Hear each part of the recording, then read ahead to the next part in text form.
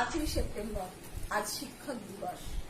আজ শিক্ষক দিবসের পূর্ণ লগ্নে সবার প্রথমে আমি আমার মাকে শ্রদ্ধা এবং প্রণাম জানাবো, কারণ আমার জীবনের প্রথম শিক্ষিকা আমার মা, প্রথম শিক্ষক আমার বাবা। আমার মা প্রথম আমাকে মা ডাক শিখিয়েছেন, আমাকে লেখা শিখিয়েছেন, পড়া শিখিয়েছেন, আমাকে পড়তে শিখিয়েছেন, স্কুলে নিয়ে যেতেন আমার মা প্রাথমিক বিদ্যালয়ের শিক্ষিকা ছিলেন। সেই জন্য মায়ের হাত ধরে আমার স্কুলে যাত্রা এবং পড়াশুনো শুরু হয়েছিল।